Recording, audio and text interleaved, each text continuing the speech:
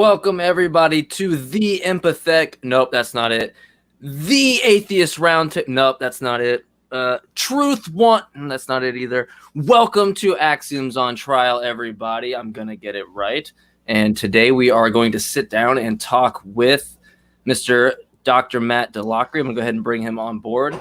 Last time, if you didn't see the last conversation, me and Mr. Delockery went over the Old Testament and the problem of evil and God's actions within that. So if you like this conversation with Cease and you want to go back and watch more, go and do that. And I'm going to be very short and sweet. We have a video coming out on presuppositionalism, be a pretty long one. I'm trying to go as in depth as I can while also cutting out some of the fat, so to speak. So look out for that in about a week or two. And then if you didn't see it, go back and check the last Truth Wanted episode. I got to appear on that, which was pretty cool for me. And hopefully we will get Cease on board on there and get him on if we can do that. And then other people from the atheist community, you should reach out to Dan and see if there's an opportunity there. But anyway, I'm going to get out of your guys' hair. We're going to have a conversation with naturalism and theism. Cease, I'm going to hand it off to you, brother. Sounds good. Well, first of all, hey Matt, thanks for coming back. Thanks for having me again.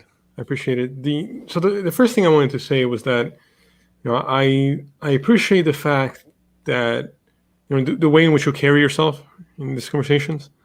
I think it's I can respect a person that when you don't have an answer, you acknowledge that, saying like I don't know, or you show that it's something you're tackling with, rather than try to sort of score points, like which is something that I deal with a lot of people and have this conversation. Like what we're trying to create here is a place for conversation, finding common ground between people who see the world differently, and a place where of intellectual honesty. And so I'm appreciative of these types of conversations, and because they're not always easy to find. There's a lot of people I try to engage with who don't do that, and can be frustrating. So luckily we've been able to get some pretty great people on the show so far, so we haven't really run into problems. But that's the first thing I wanted to point out. What I would like to do the same thing in reverse as well, because I have the same trouble finding people who are more interested in looking for answers than they are in trying to argue and again score points. And for me, it's about looking for truth and trying to find answers, and which is why I like this more conversational style of things better than the more debate, like you're trying to nail the other person. If they slip up, then you're going to hammer on them. It's like, well, if they slip up, then we'll just give them another go at it, and so we can try to figure out what they really think about stuff. It's like that's a way that we can all come to better answers. And so again, yeah, thanks for doing this and having me on and being the kind of person who I can interact with in that way. Yeah, no, thank you. And so what I would like to do for the time that we have is go over, compare and contrast our worldviews. Like, why is it that you find your perspectives to be the most reasonable, and vice versa? And then kind of push back a little bit on some of the points that you brought up last time with Mike. Mm-hmm. There were some questions I had in terms of how you're defining God, and the issue of free will, how I think that plays into it. And so I wanted to sort of go over some of those points as well. But yeah, why don't you, for those that haven't seen the previous episode, just tell us a little bit about yourself, just as a quick intro. Yeah. So short story is, I grew up going to church. I started beginning progressively, stepping back from it, starting in middle school and then more in high school and college. And like, as time went on and I got further and further away from standard church life, because I found that it was, when I would read the Bible, something seemed true to me. But when I went to church, I didn't experience any of that in the people who were there and what was going on. It felt, the best way I know how to describe it today is sort of like a social club in Jesus' name. And that's not what the New Testament talks about. And so there's a huge disconnect. So On the one hand, I think very much, there are reasons to think theism is true, and there's apologetic arguments that we can and will talk about. But there's also when you look at something like the New Testament and look at what Jesus is talking about, he describes a way of being human that seems right. And sort of the two together point me in the direction of Christianity, yet what I see in real life is not that. It's people who they want a group to belong to, like a sports team, and they treat it like one, and they cheer for them no matter what. And we've seen a lot of that in the last several years, and it's disgusting. So I've had an on again, off again relationship with church, and yet I have a PhD in New Testament, and I'm in ministry, so I'm a little weird. But I'm trying to figure out the way things should be. Yeah, which is what we're all trying to do, right? That's kind of the point. And it's a journey, and it makes sense to sort of go through different phases, and those. Yeah. So, I guess what I would ask is, what about your worldview you find convincing? Like, why do you think that it's reasonable to believe in those things, and also, I guess, to sort of expand upon what you mean by what you read in Jesus in particular, like what is it that you find so appealing about his message and the way that it was brought across? Well, one of the things that, and there's some tie-in between what I see in the New Testament and one of the arguments for God's existence, the moral argument. A lot of times when we're having moral discussions, we focus a lot on the external, like how our actions impact the world around us, and morality is very much that. It's about how we live our lives, and none of us are entirely disconnected, or at least the vast majority of us are entirely disconnected from we're not from the people around us. So what we do affects others, and I think the external part of morality is very important, but there's also an internal aspect to it as well that I think we shouldn't ignore. There's, if there's an action that, if I intend to do something wrong and it turns out for good, if we're only looking at things from the external, that seems, then it seems like it's going to be good. But for me, I want to say, well, there's still something wrong with that, because if I'm intending to do wrong and it turns out good, that's not right either, because there's something wrong with me. So there's an internal aspect to morality as well. And theism, there's a vertical one as well, with God, but we don't have to get into that. There's the external and the internal, and I want to say that both of those are important. And one of the things that you get a lot in the Bible, but I'm specifically talking about the New Testament right now, is to focus on the internal aspect as well as the external. It's very much, this is how humans were meant to be. This is how to be a correct human, a right human. And in connection with the moral argument, I don't think you have a foundation for something like that outside of God. And then you get sort of the filling out of what that looks like a bit in the New Testament. Okay. So I guess that's a good place to start, because I think I can provide you with a foundation. Okay. And now I don't know how much moral philosophy you've been exposed to. A little bit. You're going to know a lot more than me, so fill away and we'll.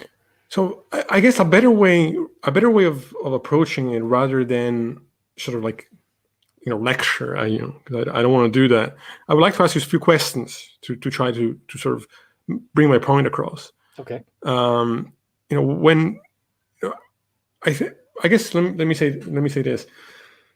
Even if we were to assume that God exists and that goodness comes from God, just the phrase "God is good" doesn't it itself tell me anything about what goodness is, right? So there has to be a more descriptive definition for the content of what do we actually mean by these terms. And I think, when you look at,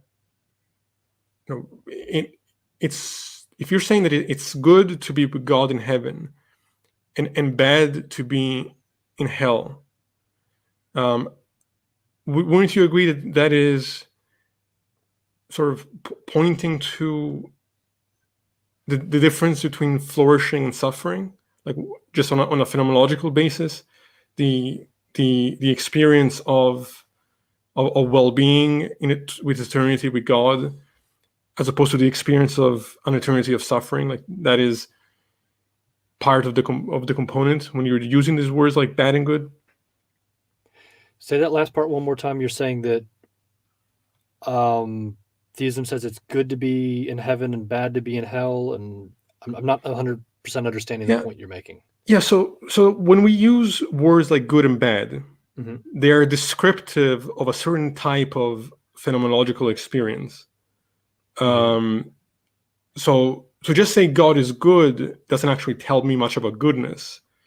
When you sort of start to analyze closer what it is that could be meant by God is good, I think we find that we're talking about being in harmony with the way that we were designed, being in harmony with our Creator, which suggests that there's sort of a phenomenological aspect to goodness versus a phenomenological aspect to evil, which would be the harm one does, the harm one feels, the suffering that can come from exercising evil. I guess I'll put it this way.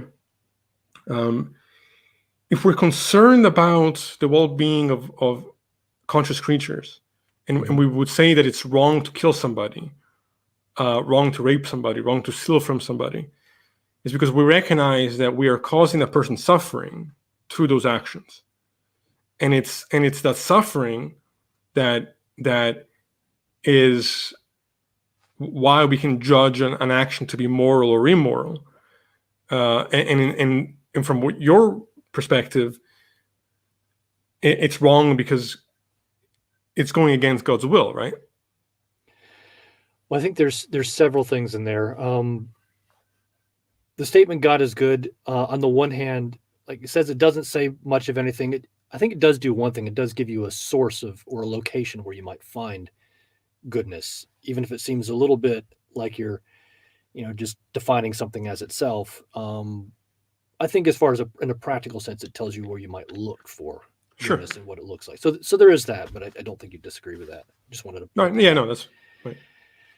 And the way I look at goodness and or good and evil is, good is going to be well, in the modern world, we define good and evil as like goodness is absence of pain, it's happiness, it's pleasure when everything's going well and you're feeling all right. And evil is going to be the presence of pain and suffering and stuff like that. That's what most people mean when they say it. You find something that's slightly different in the Bible, Old Testament especially, but New as well. It has more to do with order and whether you're functioning according to the order that God has laid out. And it's not just a biblical thing. This is other ancient Near Easterns as well. It's, are you functioning according to the patterns of living that the gods have laid out? It's and that has other implications as you get down the road.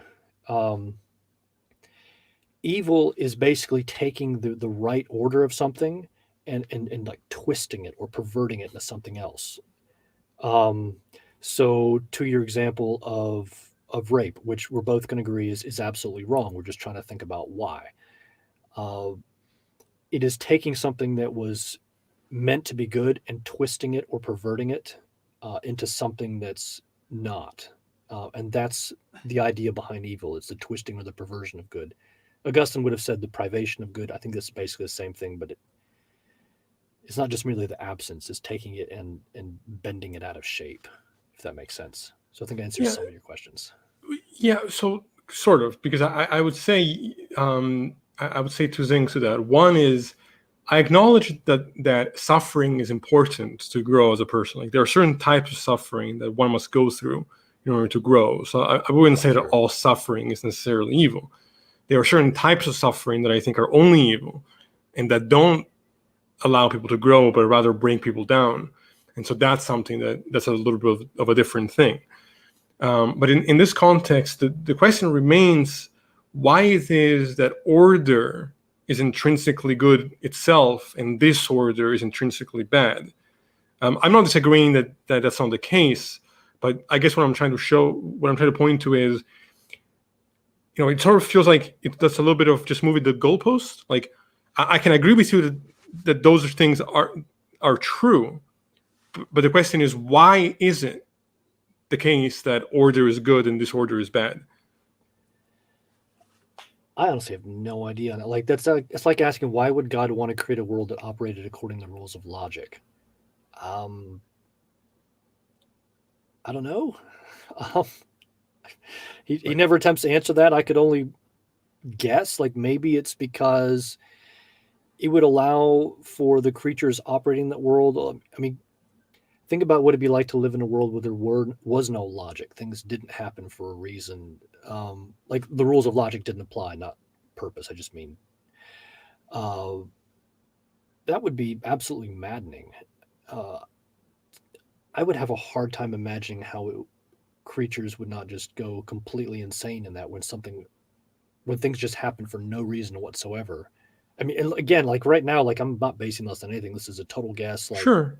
I've thought about this question now for 12 seconds. Yeah. No, that makes sense. I mean, I guess in that worldview or in that world, if there was no logic, our minds wouldn't be structured to find logic. So I don't know that we would struggle the way that we would now if now the world was to change in that way. But I mean, I get your point. I guess the reason why I think that my worldview answers the moral question more successfully is that because I think that actually can answer that question, that it can get at a stronger foundation as to why those words can be said to actually mean something concrete. How do I think do that? So.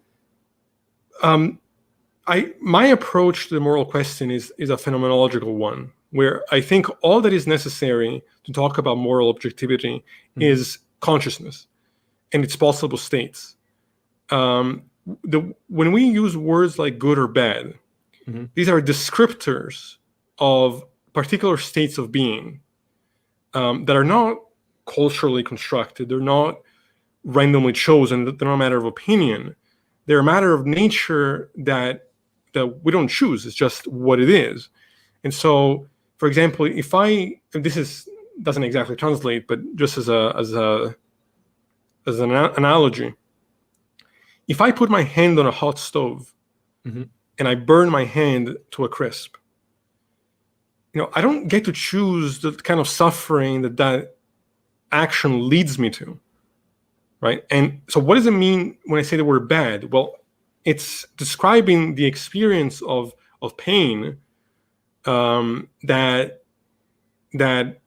I can't choose or argue away. Like it's a fact of consciousness that there are certain states that we naturally move towards, and certain states which we move away from simply by the character of our experience.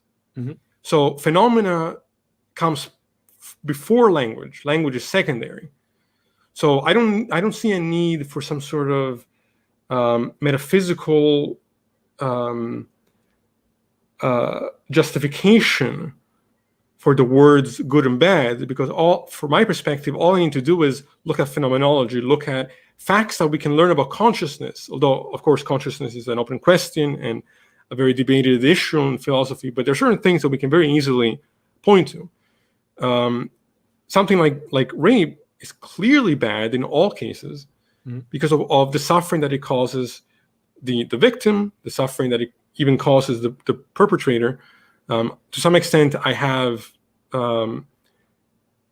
some background in Buddhism, and I very much agree with the perspective that if you're hurting somebody, you're hurting yourself as well.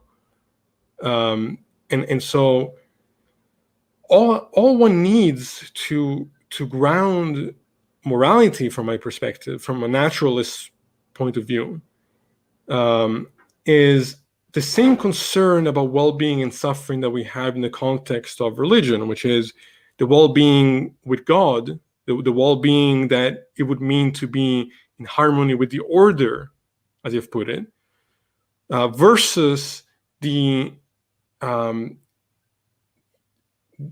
suffering and disorder that results from doing evil, from moving away from God.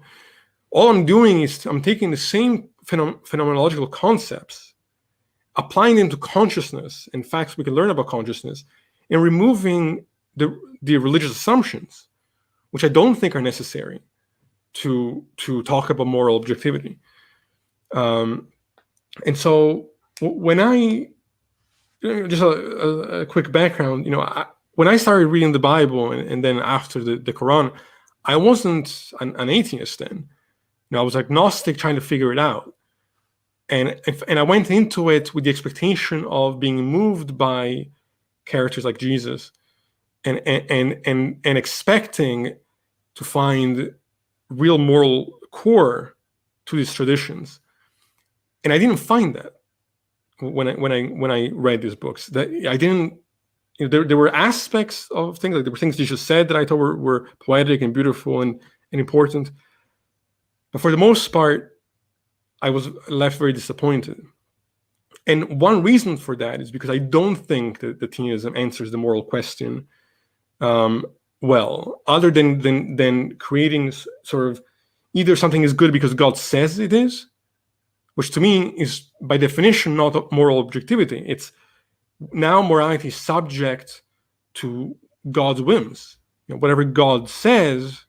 So if God suddenly comes down and says rape is good, well then just because if by going by the command theory, you would make it automatically good, unless you mean that God wouldn't do that because God is good in his nature.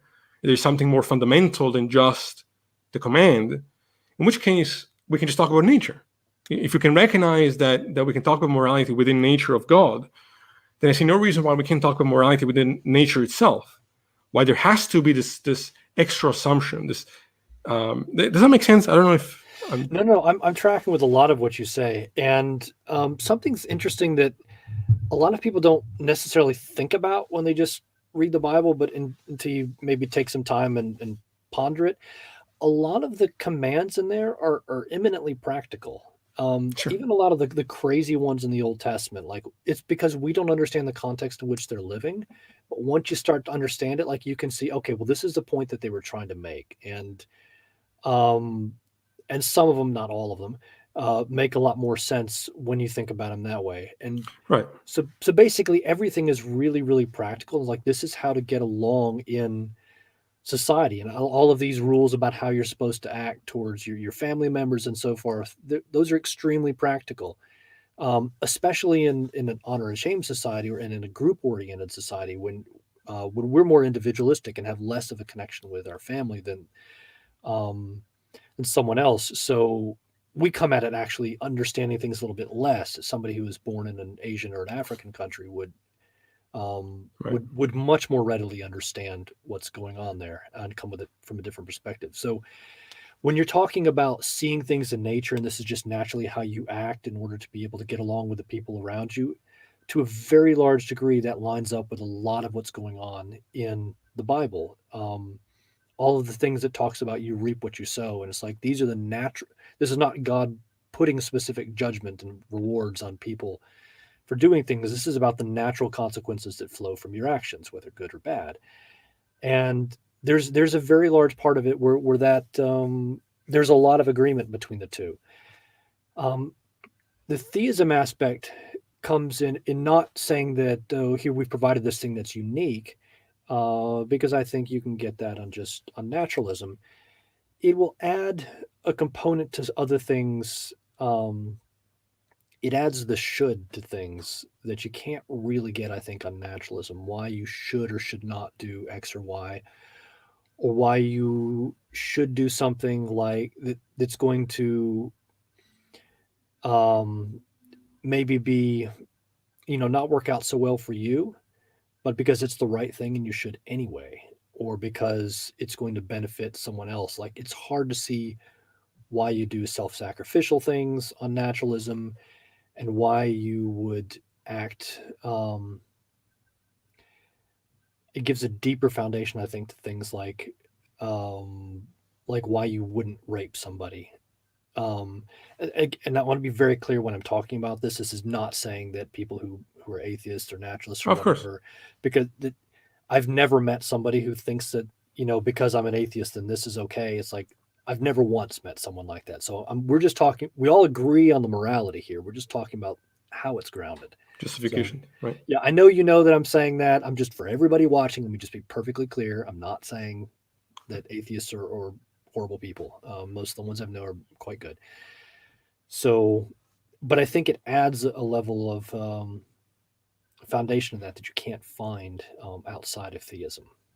Right. So that's a point that I disagree with entirely, because I think when you look at facts of psychology, when you look at facts of consciousness, when you look at what it means to be a person in the world, I think it's very easy to find a naturalist justification, again, in terms of the character of one's experience, as to why something like rape can be said to be morally evil objectively, because without the need of an assumption of God, it's the results that it causes, the harm that it causes everybody involved, the fact that altruism makes sense from a naturalist perspective, both in terms of evolution, because we know that the more groups cooperate, the more likely they are to thrive and survive. So it makes sense on an evolutionary perspective, but also in terms of a phenomenological one. There is something intrinsic about being there for people that and not just focusing on myself. There's something inherently pleasurable, and I don't mean just in terms of like very basic pain and pleasure. I mean on a deeper psychological level, where I derive meaning from knowing that I'm there for other people.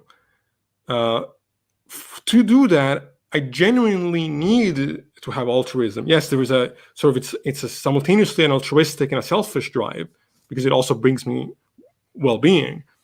But for it to really take place, I also have to genuinely care about the other. I have to. If you're just doing it for the feeling that you get, doesn't seem like it's quite altruism. It seems like you're trying to, like you're aiming for that, feeling that, oh, I've done well now. But I think for it to be altruism, there needs to be something where you're not doing it for what you get out of it. We're getting into the why you're doing something like that. And but it's, I guess from my perspective, the idea of should is contained. I mean, when we look at the word just linguistically, should, it's always concerned with goals. Why should I do something? If my goal is X, then all I mean by should is whatever will get me to that goal. And in the context of morality, since the goal is well-being, then I retain the should simply by looking at, like I said, consciousness, and I can say I should help other people because I should create.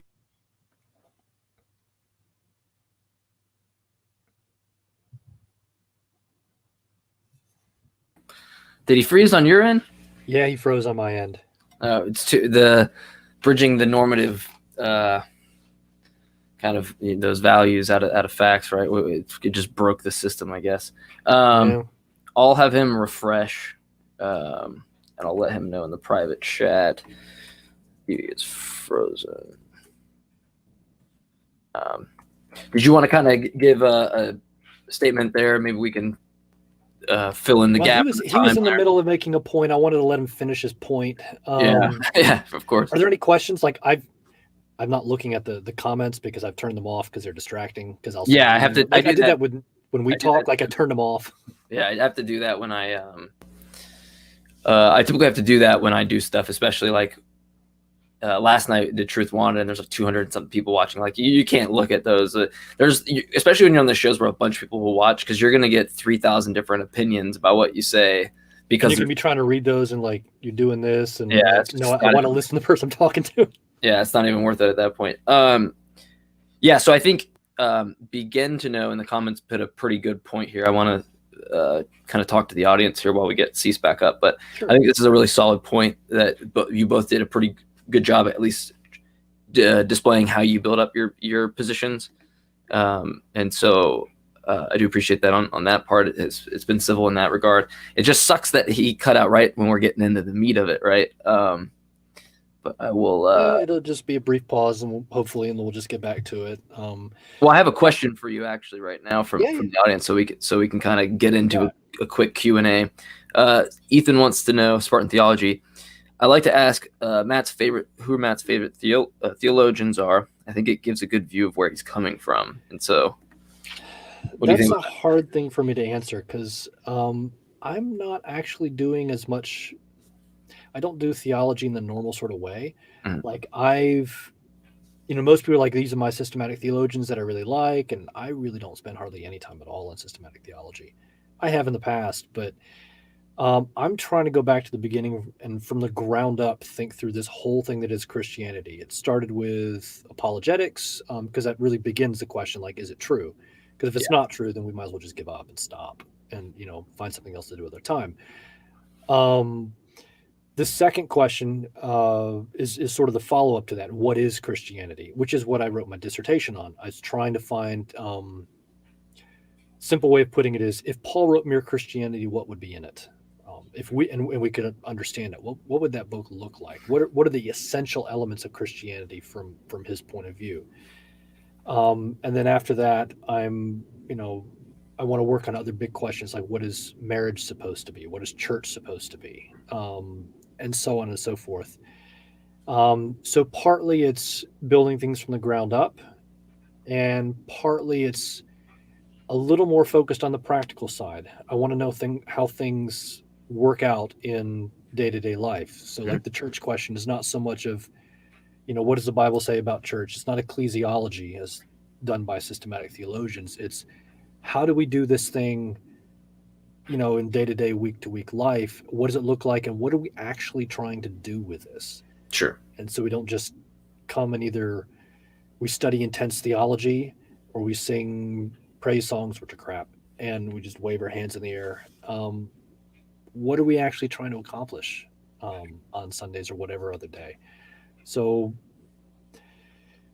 I don't really have a lot of favorite theologians. So sure. Hopefully that answers your question. Yeah, no, man, it's understandable. I mean, if you don't want to kind of just fill in the gaps there. But so to kind of get on to what Cease is saying, and because once you kind of get into the shoulds, right, we're getting into that kind of the guillotine, right, or Hume's is ought gap.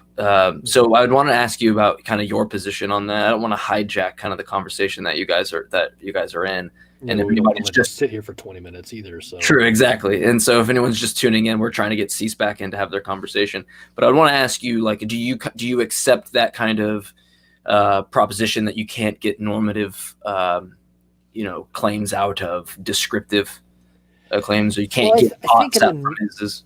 Yeah, I think in the natural world, if you're just rolling on naturalism and the way the world is without any sort of divine being or anything, I'm not really sure how you could get an ought from an is. Like, you ought to do this because this is the way things are.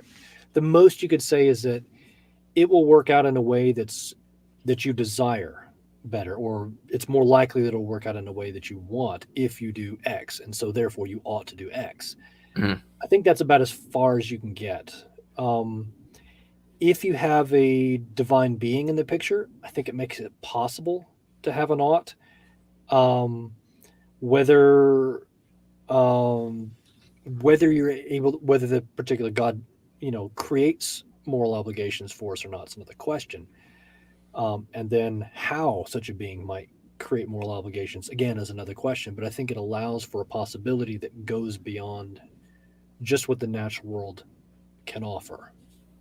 Okay. And so within your worldview, for the kind of is-ought distinction there, you think that can bridge that? Like you would be able to get an ought from an is with the foundation of a God? And if so, how do you do that? Or how does that? How's a good question. I Sure. thought Cease and I might talk about this at some point. Okay. I can go ahead and, can he hear us? Like, is he listening? Yeah, I'm sure he's got it on because he just sent something in the message here Okay. about that. I saw that. So, yeah, then I can say something, and then if he's hearing, You can us, just then he blame can respond him. I to it. mean, he's not here. You'd be like, hey, you weren't here. I'm not saying it twice. No. I declare victory. Yeah, exactly. So the divine command theory is interesting, Mhm. and I think if God did command something, then I think we would have the moral obligation to follow it, and basing it on his nature, like all the standard arguments here, that if it's based on his nature and God is good, then it's going to be good, and he can't change his nature, and da da da da da da. Those are all, that's good. But what's really interesting to me is that when you look at the Bible, just despite what people think, you don't actually find a lot of commands. And I But know that sounds would you strange to say people. that some of that is on there? Like you would take some of that on the kind of divine command? Because it sounds like you kind of given it a little bit of leeway when you say that. I think it's a good position, and I think that absolutely, that if God commands something, then we should do it. Well, so could I draw? Can bridge the gap. What if I drew a distinction, like Okay. off the top of my head, like we probably like okay, so is it better to tell like if I have a kid and he runs out into the street, like is it moral or the reason better because I just command that they not do it? Or is the reason why they shouldn't run out in the street underlined by a different reason that really has nothing to do with the command of it, but really an actual reason of why this is the case? I think it's because of the actual reason.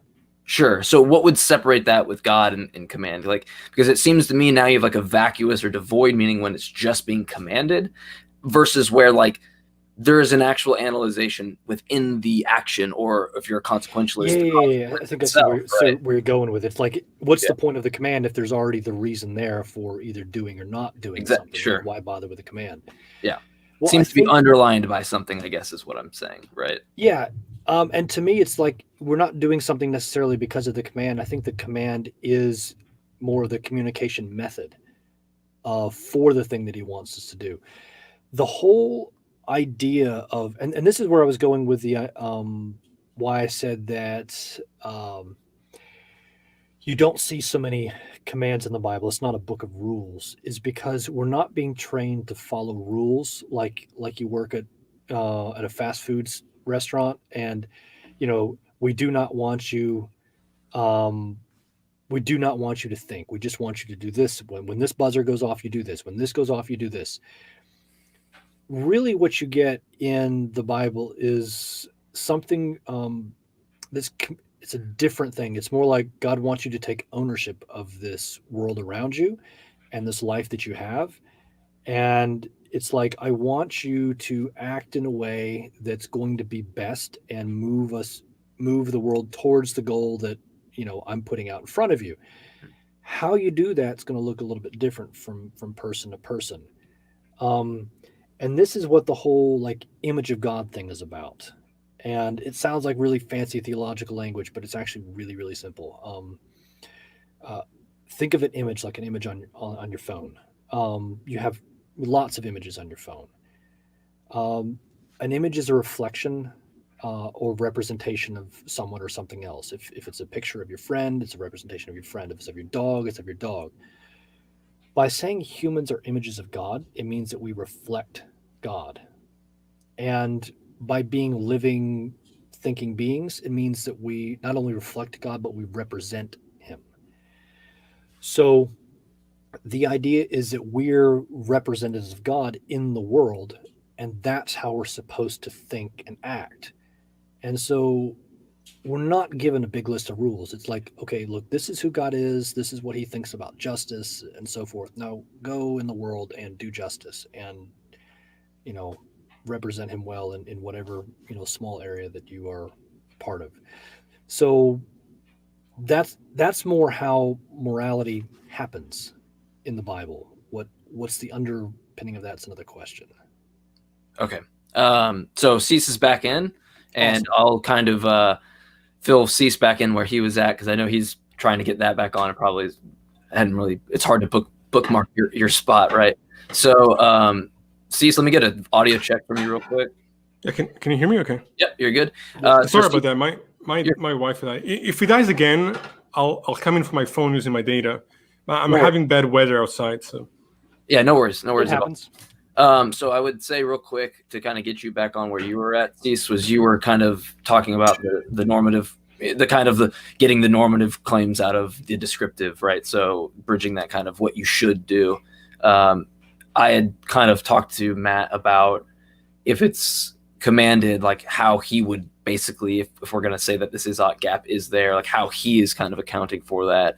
And then that's pretty much where that's left off. So if you want to start where you were back on, and then Matt, if you set a point to me that you feel is worth repeating, then do so. Yeah, I guess what I was trying to say before everything died is that I don't.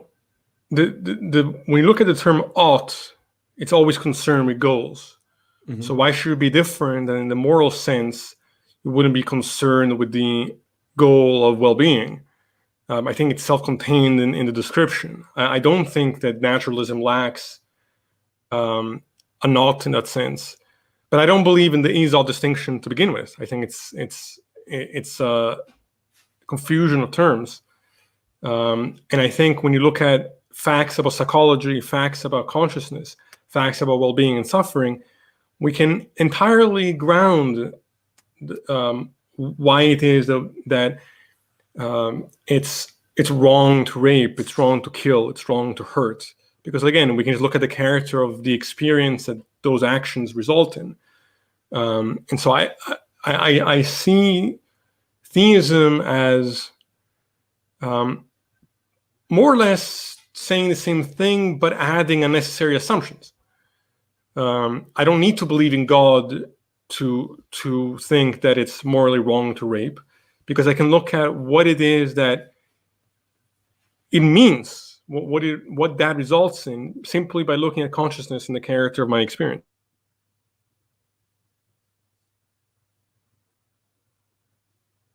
No, not again. Oh man,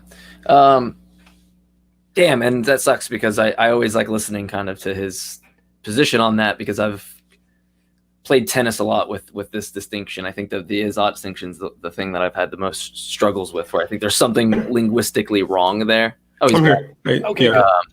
Yeah, I'll stand by close, so no worries. But yeah, things happen. I will suggest, and if I can, maybe I'll see if I can get another one for the price that I got this one for.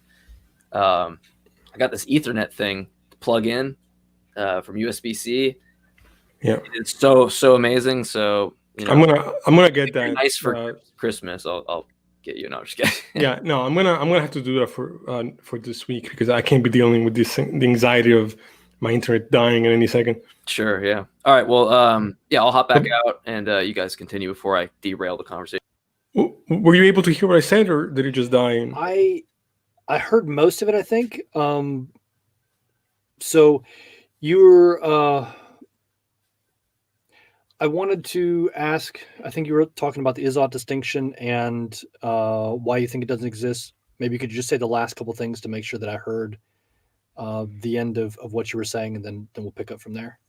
Yeah, so I don't believe it exists because I don't see any need for any kind of metaphysical justification. Like, we can look at facts of the natural world, facts like states of consciousness, facts of psychology, the nature of the experience itself, and there's no need to resort to some sort of metaphysical ought. These are just descriptors of facts about the world, and we're always concerned. I mean, the reason why I also don't believe in the Israel distinction is that because we're always concerned with values to some degree. Like we value logic and reason when we use those tools, and so I think the distinction is a confusion of terms. I don't think there is a distinction. I don't know if that makes sense to you, if I'm explaining that right. Yeah, one of the questions that I had, or statement issues to bring up, I think there's certain things that seem hard to justify on naturalism, such as what is the justification behind not being selfish? Like the rape thing I get, like if you value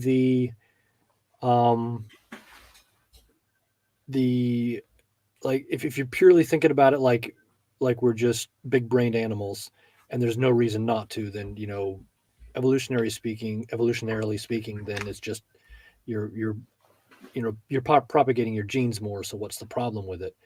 You might not do it from a psychological perspective if you're concerned about the effect on yourself that it might have.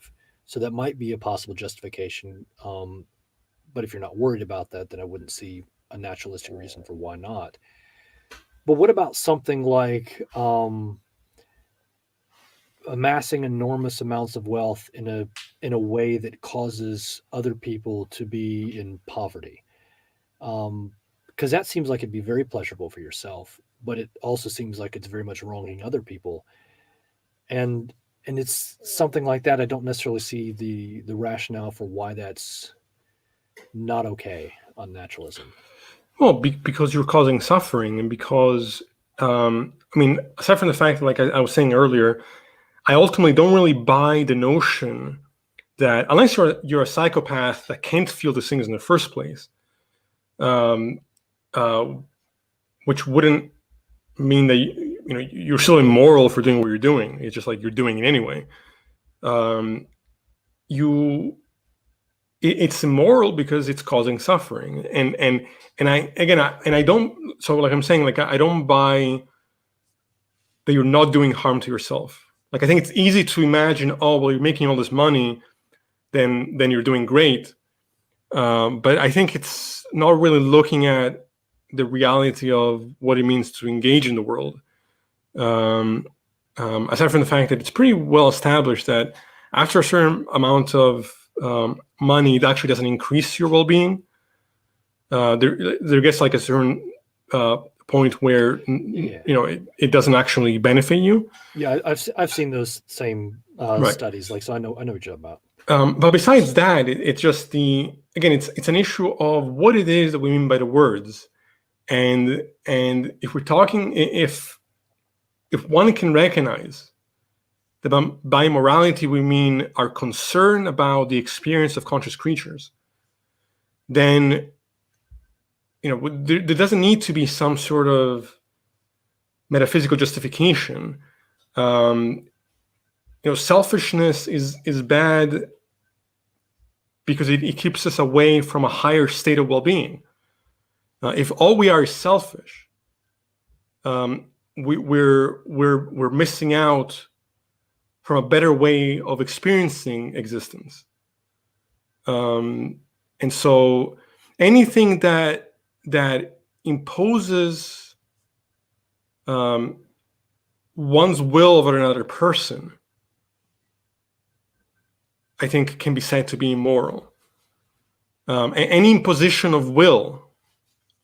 So I guess the way I would put it, and I think, I agree with T-Jump on this, which is like a guest we've had on previously who discusses philosophy and someone I respect very much.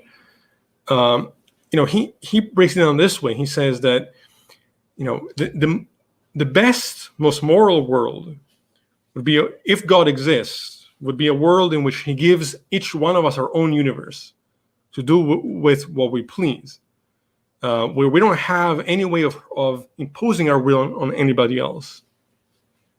And it's that imposition of will that can be seen as sort of the foundation for how we navigate morality.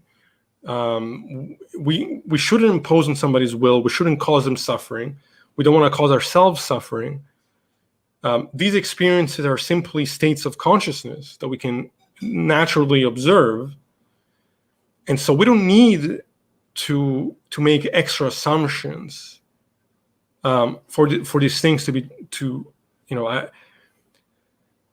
from a phenomenological perspective. Just being selfish doesn't make sense, because we are not experiencing the full character of well-being by doing that. We have an interest in building bridges with other people. We have an interest in supporting other people, not just because we want to get something from them, but because we inherently recognize the value, I think self-evidently, that there was something about the character of that experience of being there for somebody that is meaningful, and there's no need for a metaphysical justification. All we need to do is look at the character of the experience of those things. Does that make sense? Yeah, it does make sense. I think there's 3 parts to this, and we're talking mostly about 2 of them. That one is like there is the thing that I do, and then there's the wanting to do it or not. And I mean, I agree with just about everything that you've just said, and about we should be pursuing a higher order of being that involves. I wouldn't want to go with we all have a universe to ourselves. I think I would want to say we should be in a universe with other people because community is good. But Sure. ideally, we should be, evolved moral creatures enough to where we don't, to where we having more people adds rather than subtracts from each of our experiences. So I'd want to say that. But did you freeze? Can you wait? Did you freeze? I think you froze. He did. I thought first he was just being really still, but yeah, then he was being too still. no. Damn. Well, so he's gonna pop in on his phone. I know that. I've already given him the link as a backup, so he shouldn't have an issue once he's back on. Okay. He's having issues with that, but yeah. So what would you, if you? I don't want to make you have to repeat stuff, but like, what would you kind of anything you like super disagree with what he said there that's just completely off basis for you? Well, I mean, that's super disagree with no. We're in line a lot on what we think humans should act like in the broad sense of things. We should be trying to move to a higher level of things and not just act selfishly, in a very sort of animalistic kind of way. The point that I wanted to make, and I was making my way to, is like I just don't see how you have the justification for that on naturalism. Mm-hmm. There's and this is what I was saying right when he froze up. There's this is what we do, and there's what we want to do, but then sometimes there's something when there's I don't want to do something, but I know I should anyway. There's that third thing, and I don't know where that comes from on naturalism. It only seems to make sense if you've got something that's a little beyond just I do things because this is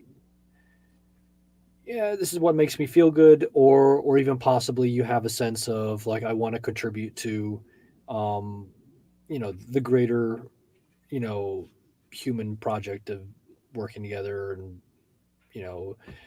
on and on. There's something that make you want to say you should do this or not. Yeah. Catch any of that, Cease? Cease, can you turn your phone in portrait mode and turn it sideways for me? Yeah.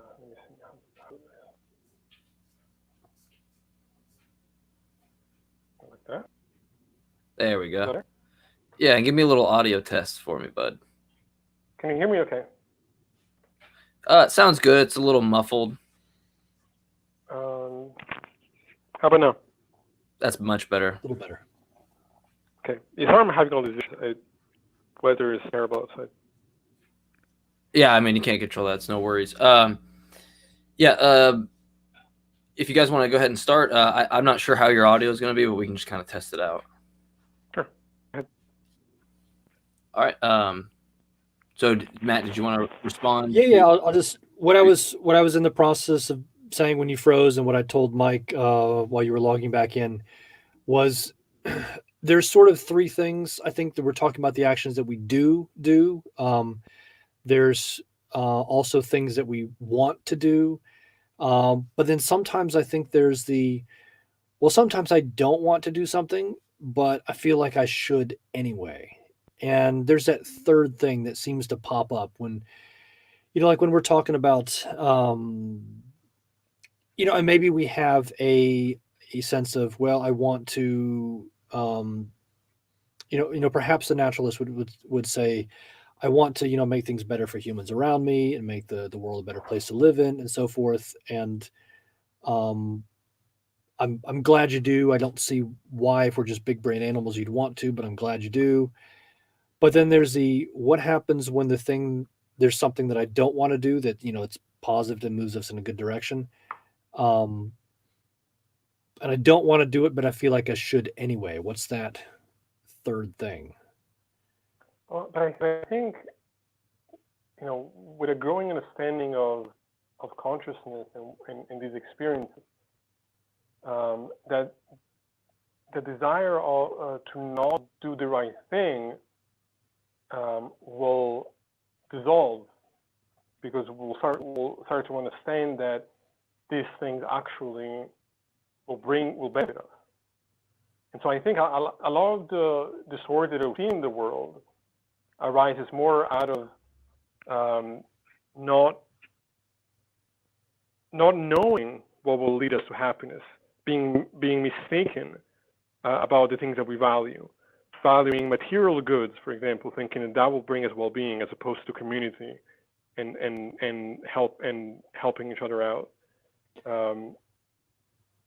So I don't know that I buy that once all the cards are on the table and we understand facts about consciousness on a deeper level, that this desire to not do the right thing will still be there as much.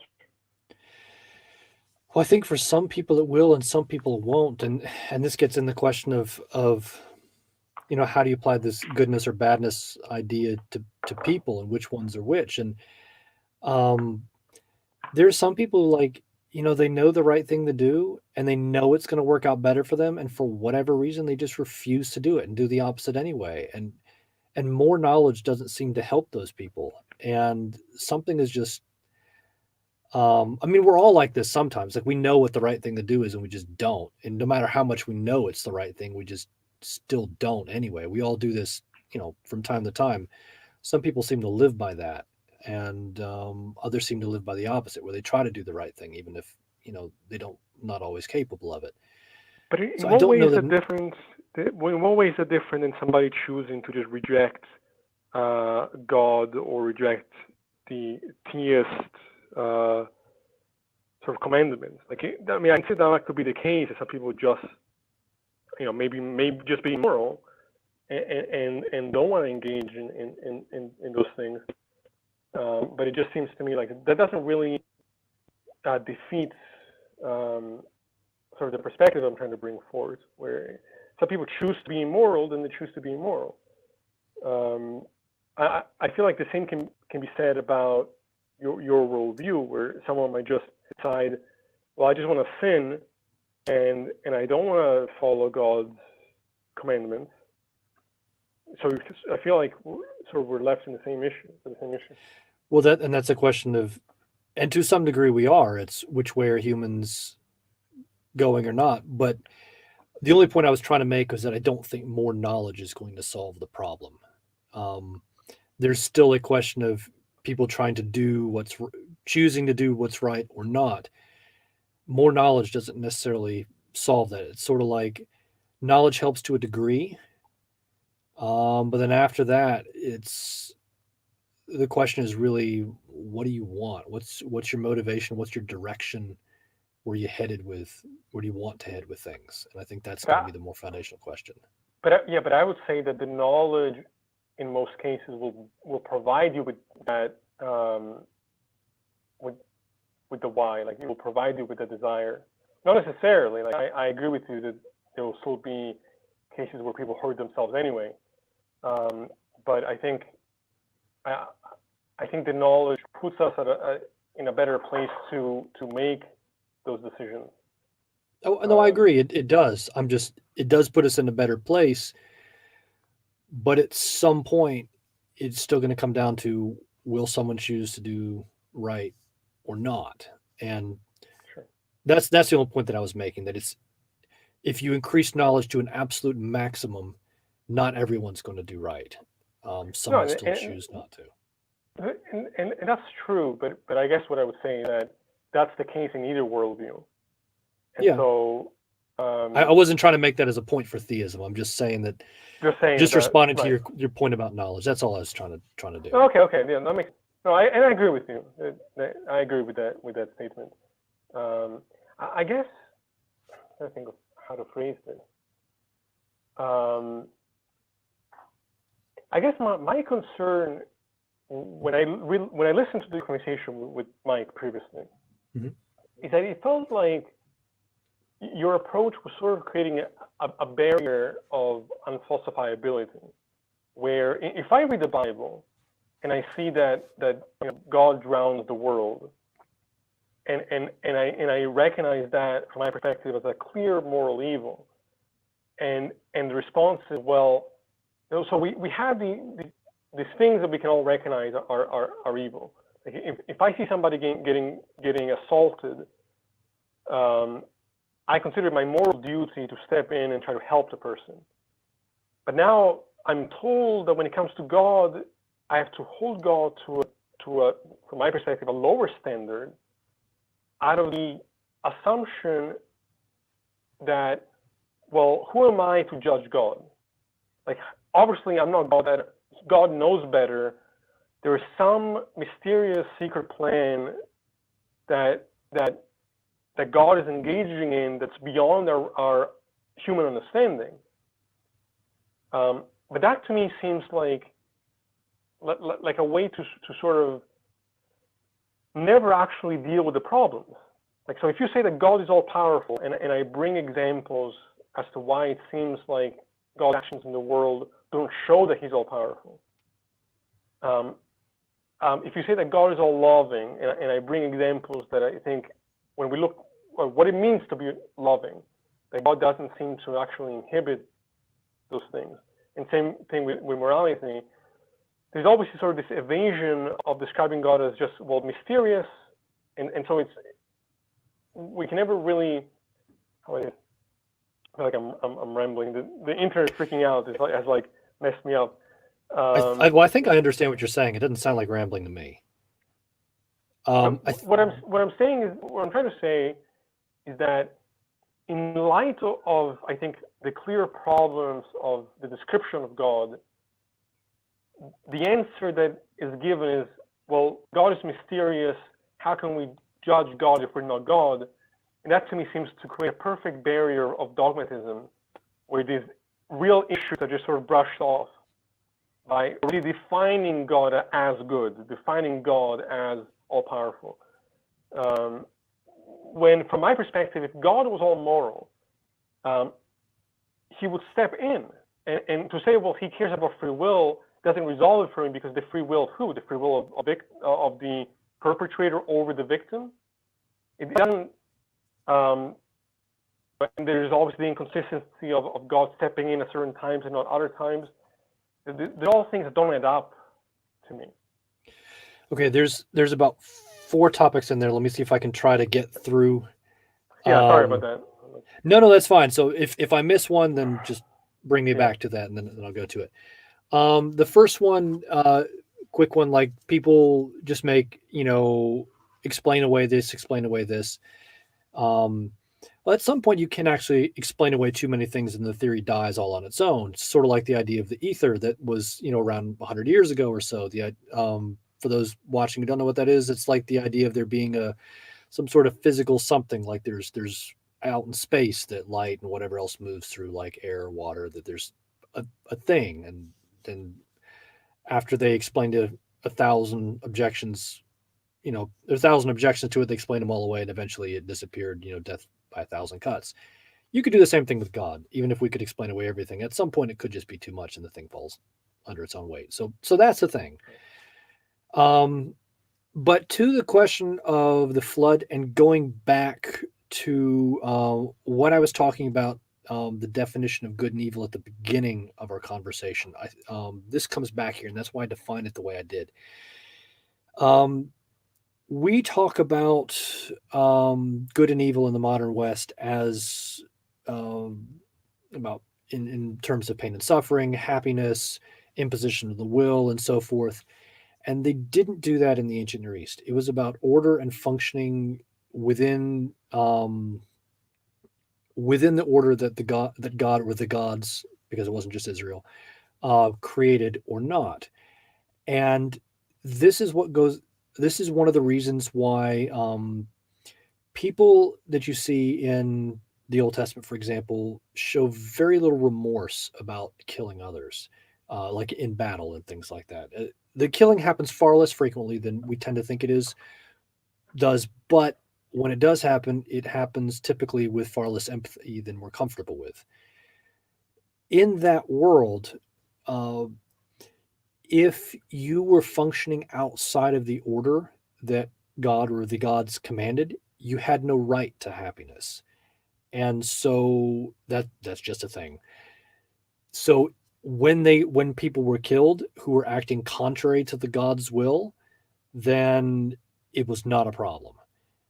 And so that's part of why they just didn't see it as a problem to, exterminate a group of people, which it wasn't nearly the widespread thing that people say it was, but it did involve a lot of people that they just killed because they were acting contrary to the order that God had set up, and everyone in that world would have understood that. There is another question of whether that's okay or not on a higher level. I get that. This is merely an explanation of their mindset, not whether it's okay or not. So that was right. Step one. So before I keep going, let me just pause because I've said a lot so far. Do you want to comment anything I've said before I carry on? I would say that you're precisely showing why, from my perspective, the theistic morality is an inferior one. Because to me, what you're describing is tyranny. You're describing what seems to me like a fascist government, where if you step out of the order of what it's sort of imposed upon you, well then,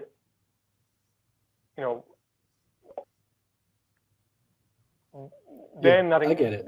Your life doesn't matter, and to me, again, it goes back to the question of why is order and disorder intrinsically good and bad? I can answer the question into well-being and suffering. And I can answer the question in terms of the consciousness conversation that we had. I don't see that the same way with order and disorder. And again, it has I have very strong concerns about that, because it seems to me to be almost like a fascistic. I understand what you're saying. Let me make a clarification. The order is moving in the direction of the well-being of humans. It's not like a whole bunch of people marching in line together. It's not that kind of order. But if that was the case, then the actions taken don't make sense.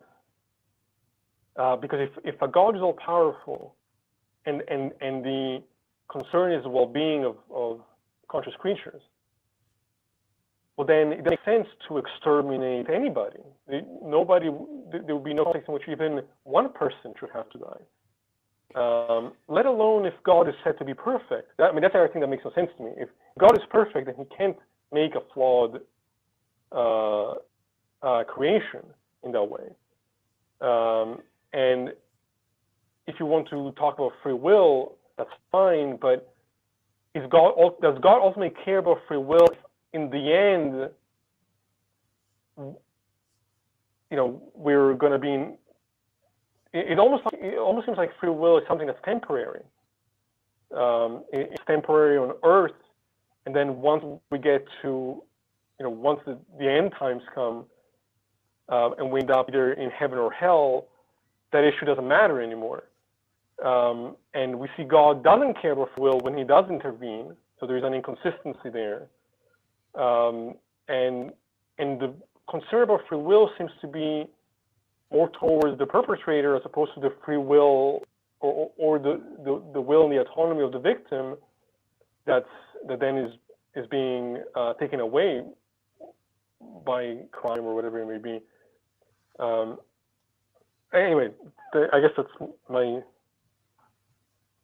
thought. So one thing to understand is that God is working within a broken system. It's not set up according to how he would like everything to go initially. Like, he started it off and everything was, groovy, but then humans mess things up like humans always do. And so his goal, like when you said God didn't have a goal or plan or purpose, it's sort of just mysterious. At least that's what you're always told by theists. Like, no, his goal is actually really, really clear. When he started things out in Eden, it was like, okay, I've created this great place. Everything is wonderful. There's harmony between humans, even though there's only two of you. And there's harmony between me and you humans, and everything's great. And you're good with the animals and the world around you, nature, everything's fine. And his command to humans is, okay, you take this small area where everything is functioning well, and that's what I would describe as order. Not everybody just doing what they're told, but a world that is in harmony with, every part is in harmony with everything that's around it. He said, take this and spread this out throughout the rest of the world. That was the original plan. Humans were like, no, I don't want to do that. And so ever since that time, the whole goal has been returning people back to that. And a lot of what you see in the Old Testament is things are about as bad as they can get, and they're about as far off track as they can get. And God has been stair-stepping us up back closer and closer to his ideal of what humans should be like. And you get sort of the promise in the last couple chapters of Revelation, like, hey, things are going back to Eden. And so, like, the New Testament says, like, yeah, this Eden thing, that was the goal originally. And then in the end, it's going to be, the whole world's going to be like that. Like, God told us to originally. He said, no, but it's going to get there. And so that's where things are moving. So it's.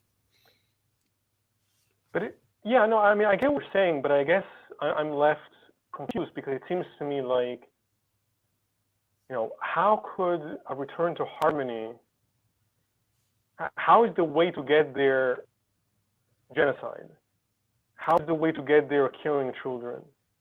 And if this is even the situation in which we find ourselves, are you saying that, so is the conceptualization of God that he's not all-powerful?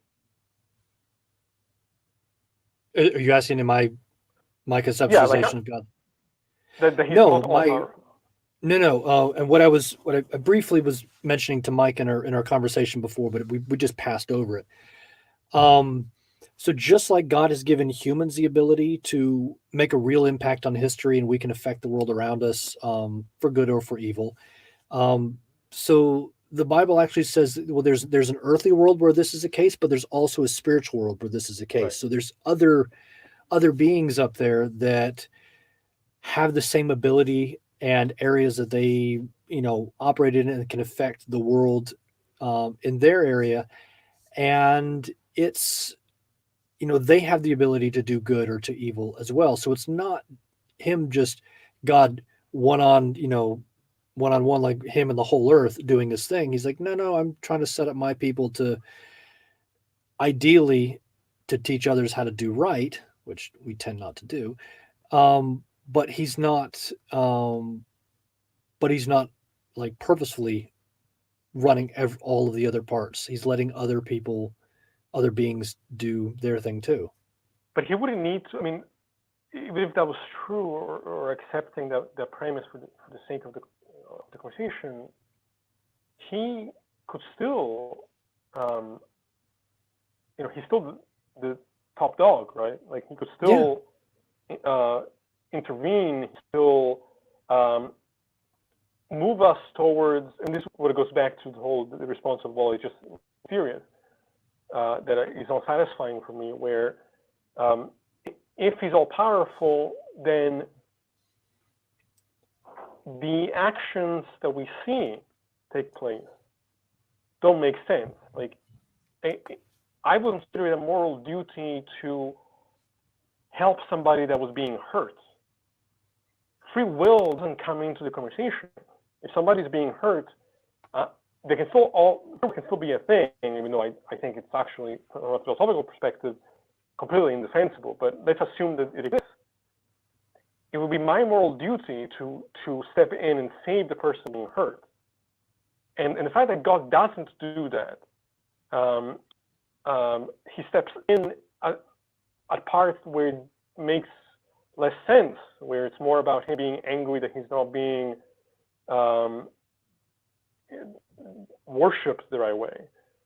And then that he would just let all the suffering take place is something that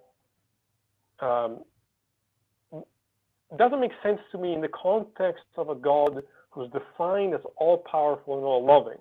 Now, if you would define God as not those things, maybe all-loving but not all-powerful, where he would step in if he could, but he can't, well, then it makes more sense to me. Mm-hmm. But it's the combination of both all-loving and all-powerful. If those words are to mean anything in light of how we understand them, where then the events that take place cease to make sense to me. No, I totally understand that. Like, those two things are hard to reconcile. Let me give it a shot.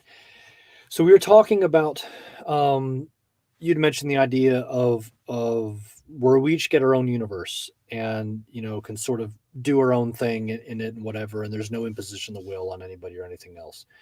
And I was talking about, I thought, the community is valuable and we need to be able to have community with other people. But, the only way that that's going to work is if you have people who are going to live in harmony with each other and they're not going to, impose their will on everybody else and do awful things and so forth. The only way you're going to have that is if you have those sorts of people. The argument I want to make is that God is not primarily concerned at the moment with setting up a nice place on earth, but he's trying to get people to be those kind of people that when they are put in a big place together or whatever, then they are going to be the right people who can actually get along with each other. And I think that's primarily what he's working on right now, is creating those people. Like the problem that we were talking about, a few minutes ago, that even if you have perfect knowledge, there's still going to be some people who choose to do wrong. I think what he's most interested in doing is trying to flip more people from the I'm going to do wrong no matter what into the I will do right, either in all circumstances or in, if I have, maybe some good circumstances, then I'll do right, sort of a halfway in between, moving people more towards that I'm going to do right no matter what. And if you have right acting people, then you can have that sort of world. And if you don't, if we're all going to choose to do wrong, it doesn't matter where we are, we're going to mess things up. So I think that's what he's working for. I understand what you're saying. Like, I understand that perspective, but I guess to me it seems like too much suffering. Do that if you're going to engage in behavior that is morally wrong. Like the way to do that isn't by genociding people.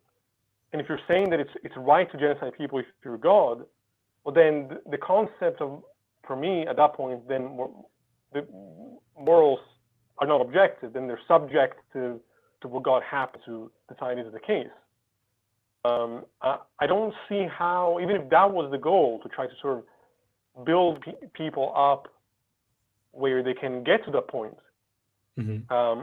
How that would look in a context where people live and die not having learned those lessons seems a little bit strange to me. but how that can be achieved in a world where there are no observable consequences from the theistic perspective of immoral behavior, except that we're told that we're going to then pay for this later down the line.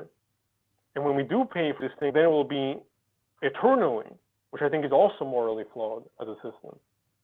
The entire thing for me seems flawed at every turn. Maybe we talk about hell for a minute, since that's sort of like Sure. the that's removed from all historical context questions. It's just, what does God do with people when all the chips are on the table and when everything's done? What does God do with people? So I think there's three possibilities of things that people have suggested for what this because hell's always described as being unpleasant. So I think there's three possibilities or three ways that it's being described like that. The first one is that it's separation from God, or that sort of loss. That, like, if God is the greatest good and you're separated from the greatest good, then the feeling of loss that would go along with that would be, quite large, which makes sense.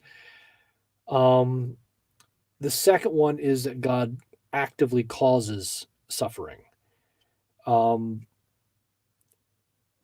Whether God does that or not is not something I've spent a lot of time looking at. I'm not looking at the verses specifically, trying to see whether he does or not. I think he has the right to. Whether he does, I don't know that he does. The third point is the one that I'm most interested in, and it has to do with this whole question of what it is to be human that we've been talking about, human and moral, this whole time.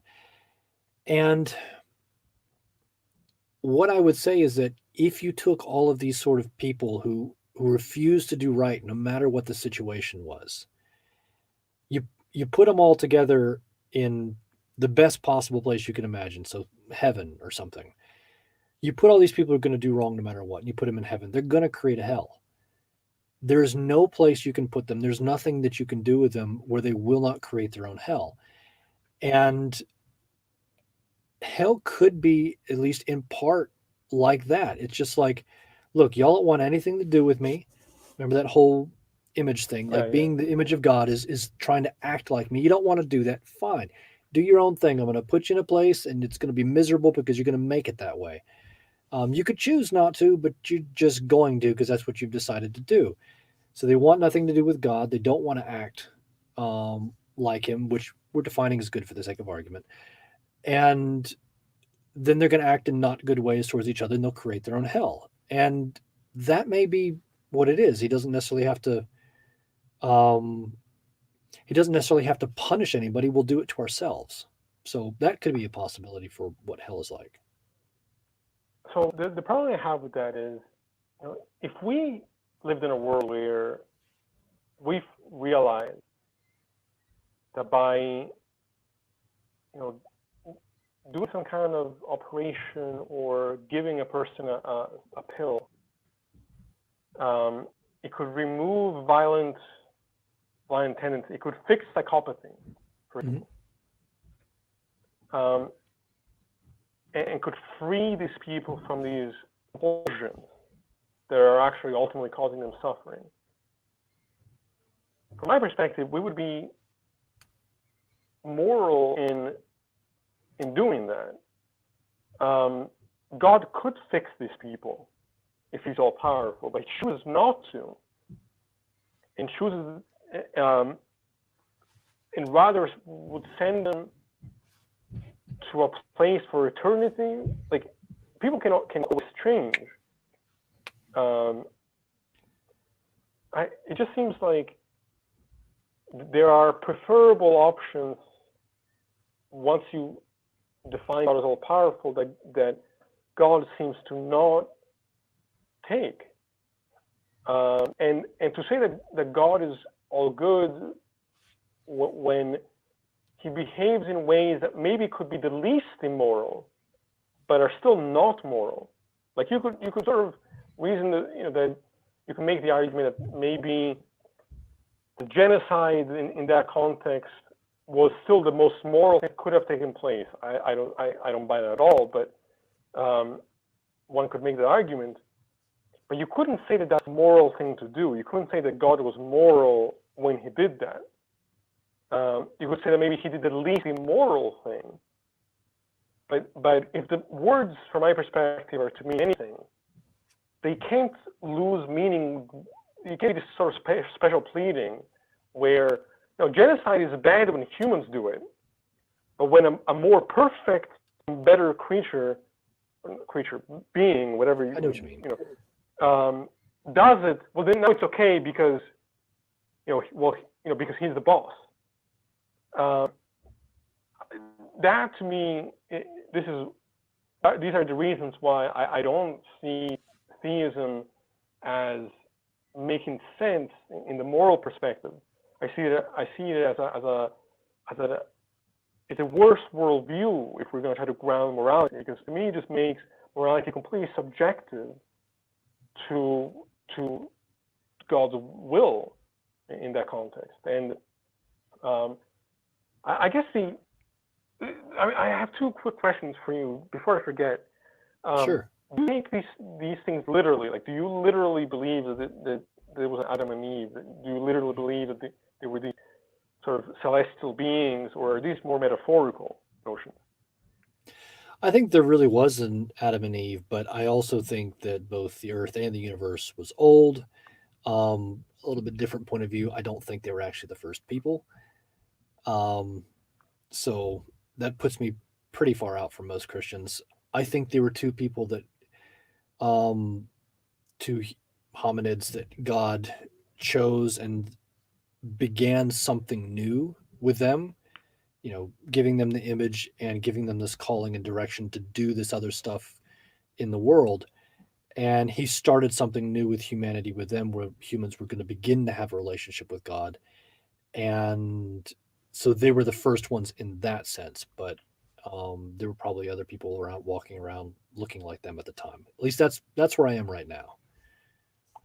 My other question is, by the way, you can still hear me okay? Yeah, I mean, you're a little quiet and it's a little not great, but yeah, I can still hear you. Okay. Mike, by the way, if you're messaging me in the private thing, like I can't see anything right now because of the way the scene is, just so you know. So if you want to jump back in, if you're running out of time, I don't know what's going on. But that question is... No, you're good. Okay. Oh, sorry, if you want to finish your point. No, my last question for you, Matt, is there anything that could change your mind? Is there any argument, any evidence that would make you your perspective about what you take as true? Yeah, I mean, there absolutely is. And it is, I mean, I'll be honest, it is a little bit difficult walking sort of the fine line where a lot of things that I'm saying are not, there is a parallel in the natural world. So, I mean, even having a discussion like this, where it's like, oh, I see a parallel, it's like, it's not an easy line for me to walk. And, I mean, the only reason I'm still on the theist side is because I do think that on balance, it does seem to make a little bit better sense with a God in the picture. But, if for some reason that changed, then I switch sides, like, okay, fine. Because I mean, I want to live by, whatever's true, because that's going to work out the best. And so, I place truth over religion. And I think that's the or maybe in a more general way, truth over worldview. I think that's the proper, order for all of us. So wearing down more of the things that theism can do uniquely, but also the looking at the world from a naturalistic perspective. I understand how you come to a lot of these things, but they don't seem to logically flow from naturalism, like some of the, like, wanting to do the best for the humans around you. Like, I know that you do that, and I'm glad that you do that. I just don't see how that flows from naturalistic thought, I would say which is what we've been arguing does, around all night. yeah, I mean, I would say it does in two ways. It flows from it because of a concern of, because of evolution. Like some of these behaviors are intrinsically more likely to cooperate. I mean, there's this false view of evolution that's all about the strongest, that which can, cause all others to submit and that kind of thing. But that's not actually what the theory suggests. I mean, cooperation, working together, actually leads to greater survival. That's number one. And number two, I think it entirely flows logically from my perspective. When I've been trying to sort of put forward is this idea of phenomenology, where if nature of consciousness is this thing that I'm pointing to, well then it makes sense to do what we can to reach those states because they are intrinsically better than others. I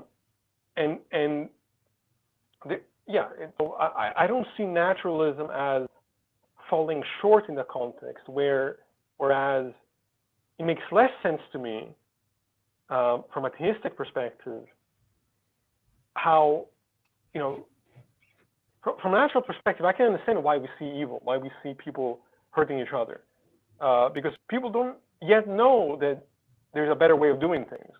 People often react rather than, but these things can be changed. It can be bettered by a growing understanding of what it means to be human.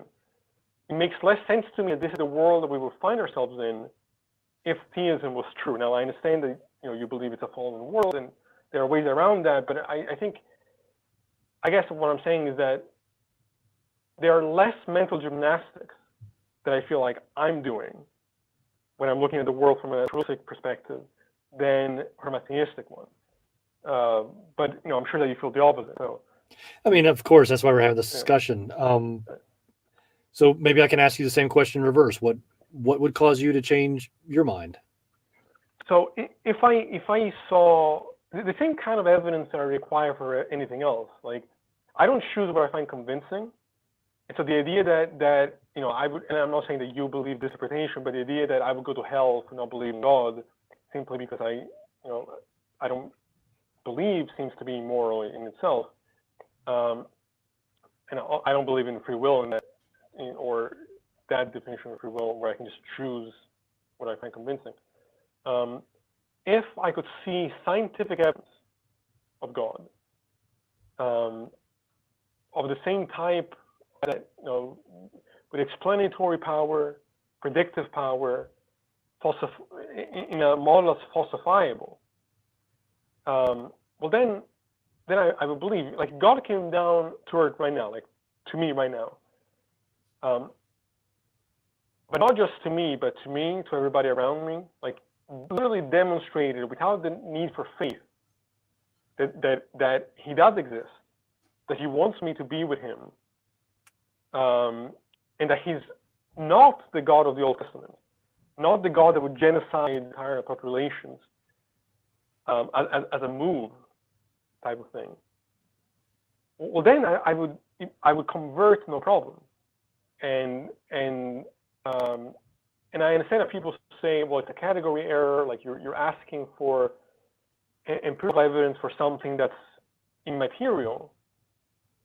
Well, fair enough, but in that case, I don't believe we have an epistemology or a model to show how these ideas are not just imaginary. Like how do we move from the potential or the possibility of these things in the case to these things actually being true if we can't apply the scientific method to it?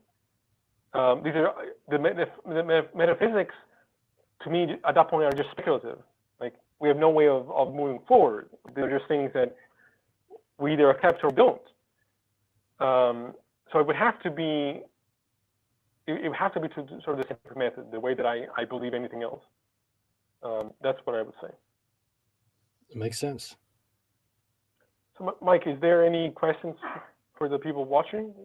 Anybody have? I can't see the chat from my phone.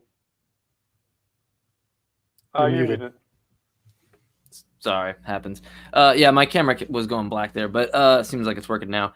Oh no, I thought that was great. If you guys are pretty much done on that, we don't really need to kind of hammer home those points. There were some questions. Again, I apologize for all the technical issues I've been having. This.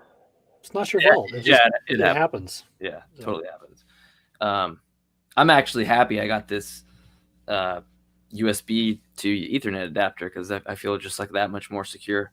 I'm gonna do that. I'm gonna do it this week because I definitely can't. I got lucky. I went Best Buy and it was under a $9.99 tag, and they were like $30. I was like, I saw it on the $9.99 tag, and they just boom right then and there. They just gave it to me for $9.99. I was like, I'm broke, and that's awesome. But anyway, so there was something that I wanted to point out, kind of, because there was some confusion in the comments. So sorry to take time for myself here, but something that I kind of wanted to express was that there's kind of this thing that I see in the comments where it'll be like, because we are doing kind of comparative, worldviews, obviously, in this discussion. But what had happened in Cease's specific point was he was kind of doing an internal critique about the standard of goodness, which has nothing to do with, like, at that point, what his worldview would be, because it's irrelevant to if we're doing the internal critique, right? We're testing that standard and going, if it's the case that God can kill infants in 1 Samuel 15:3, for example, but then it's not okay for anybody else to do it. Well, we're comparing the subjectivity of that to the fact that people are claiming it's objective. And Right. So people always kind of make this, and I'm not saying, Matt, this has nothing to do with you, but I see this in the comments a lot, and I just want to make this distinction that that's a mistake to do that, because we can compare those. Hey, where do you get your standard? And we're both moral realists, so we can have that conversation kind of like how you did. But there are certain points that you make that are just pertaining to the internal critique of that person's worldview. And Matt could do the same thing. Well, okay, is it okay to do it in this situation, but not that? The Christian God would have nothing to do with that internal critique, because that's not what we're talking about, at least at that point. So I just wanted to put that out there there was kind of two people that were like, well, what about your moral standard? It's like, there's a clear distinction when that is being compared and when that has nothing to do with it. And so and to sort of follow up on that, I would say that from my standard, I can say that these things are always wrong. Like, it's always wrong to rape somebody, always wrong to genocide. Yeah, and you can even go into kind of comparing it from that standard as well, but right. Kind of just drawing the line where at some points it's like you can ask that question, but I feel like you're missing the point on when certain points are raised about, well, how come your standard can do this in this situation but not that situation? We're calling into question like relativity or subjectivity at that point, right? So it's like to keep it focused on that is kind of easier than zooming back out at that point, which you're going to do. But I just wanted to kind of clarify that in case my comments in there weren't making sense. There were some questions. Let me pull them up. Here we go. I think it was to you, or maybe it wasn't to you. Here we go. Would it be wrong of you to not? Oh, sorry, guys. I'm struggling here. So I asked Matt the first question I had. If you guys have any more questions, I'll put them on there. But it looks like there was more conversations between the people in the comments than there were questions. But yeah, if you have any questions, put them in there, and we'll probably get to them. We are getting at the 141 spot, so it is kind of time to almost wrap it up. Would you guys want to wait for perhaps a question or two, or? I guess the last question, I thought of something else to ask you, is how would we ever differentiate between a supernatural explanation and an undiscovered natural explanation? That's one of the things that I run into, that for anything that we can say, well, science doesn't explain this, or naturalism doesn't explain this, how do we know that what's actually going on isn't just something unexplained that's still natural, rather than something supernatural or physical? Right. I think with talking science, for example, science changes a lot, especially in modern times. So it's really hard to say what it may or may not discover. It's really just sort of guesswork. I think all we can really do, as with humans with limited knowledge and no future knowledge. All we can do is look at the world and say, well, this is what seems to explain things best now, which is sort of how science does it anyway. It's like, this is what explains things best now. Possibly things will change down the road. So we're never going to get to complete certainty in either direction. We're just going to say, this is what the best we can say now, and then go with that. So yeah. I mean, I guess from my perspective, the supernatural explanation is never the best explanation, because I don't actually feel like it has explanatory power. When we see a phenomenon and say God did, or some other metaphysical cause did it, to me, it's not actually explaining what's going on. It's more like a God of the gaps type of thing. As far as science, yes, science evolves and certain things have changed, certainly. But I think the change is gradual, and it's coming from, like, from my understanding, it's not the case that you get to a completely different theory and you throw the old theories out the window. There is a sort of a restructuring, sort of an evolving of a previous theory into a better one. So I don't. A lot of people talk about science like it's just this constantly change. I'm not saying you're doing that, but a lot of people that I've talked to have this perspective for science. How can we do science if it's always changing all the time? And I don't think that's really accurate. No, and that's not how I meant it. Okay. Example, like Newtonian mechanics gave us a pretty good explanation of how things work in the world, and it still works for cannonballs and cars and stuff like that. But when you want to start talking about computers and cell phones, you need to upgrade. Newton isn't quite enough, and so it's more of a as you start moving to more decimal places, Newton doesn't work anymore, and so you need something that's going to fix it a little bit more. And then when you get very large and very small, when there's lots of decimal places, and then you have to use those things, and Newton's not even there. So I mean, and that's sort of what I mean. And so in that way, like, it doesn't really change much. But when you're talking about something like the origin of the universe, well, then it does change a lot, because things were very different in 1900 versus 1950 to 2000. 20, like, so that changes a lot because we're talking about the very large and the very small. So in most senses, it doesn't change a lot. In some senses, it does. And so that's what I meant. I'm giving a larger explanation to make people, I'm not anti-science. Right. No, that's much clearer. Yeah, no, I appreciate that very much. And I definitely appreciate you coming on. And, hopefully, we'll have back at some point. Love to. Thanks for the great conversation. Both of you. Thanks for the great conversations with both of you. Well, I was gonna go to bat for you, and you went to tech, right? So you went to like one of the most, and that's where I'm trying to transfer into. It's like one of the best science schools, to put it as layman as possible, that you could pretty much get into in the States. So yeah, so I'm not anti-science. Yeah, so I'll go to bat for him, that he was surrounded himself by some of the smartest people, at least in the States. So it's Georgia. I don't know. Some people might look at that certain ways, Well, but we're in the blue dot that's in the red state. So yeah, that's a good point. That's a good point.